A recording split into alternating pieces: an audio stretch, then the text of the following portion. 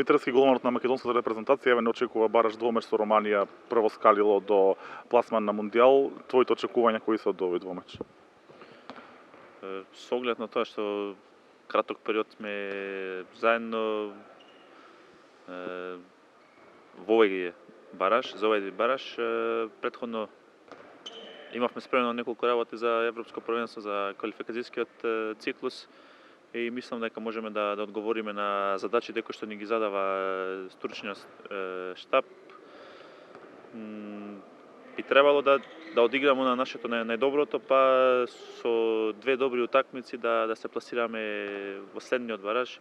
Никако не би ја потценил репрезентацијата на Романија, бидејќи имаат доста квалитетни играчи, има неколку дена повеќе од нас за спремање за овој двомеч, така да би посакал само полна сала, поддршка од публиката, да бидат наш 8 играч и заедно да извојуваме победа. Играше долго време во Романија, во Констанца, со оглед на тоа што тие немаат еве сега интернационалци, нема да им играат двајцата интернационалци, ги познаваш доволно, претпоставам, дел од играчите што играат таму, открили некои тајни на стручниот штаб еве за нив, како играат, што играат или ти знаеш како шутираат, претпоставам? Да, поголемиот дел ми се познати, игравме со скоро сите како противник. Дали им открив? Не, бидејќи го имаме ние, стручен штаб го има Бранко Ангеловски, кој што беше многу подолго од мене и многу подобро ги познава сите тие играчи и мислам дека доволно открија и доволно знаеме за нивните квалитети. Како ја анализираш од твоја гол Романија? Па на вакви два меча, два надпревара, мислам дека е тешко да се има фаворит кој има, али никош не сакам да прогнозирам околу резултат и што и како би било.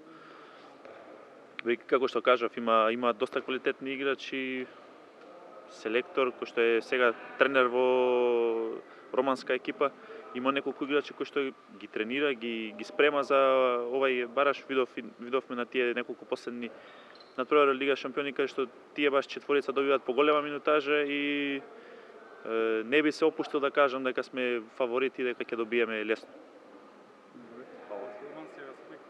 Има ли некој во репрезентацијата Романија кој што треба да се обрне посебно внимание?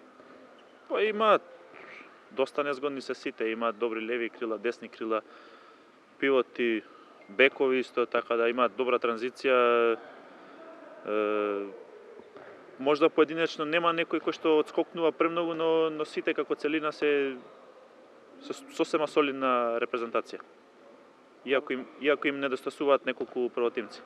За разлика од 2018, каква Романија може да очекуваме овде во Скопје? Сигурно дека нема да дојдат и они со бело знаме. Па не верувам дека некој излегува на терен со бело знаме, него секој сака да го победи надпреварот, двомечот или што и да е, било кој надпреварување, така да очекувам да дојдат како и ние што би оделе против било која репрезентација на победа на секој терен.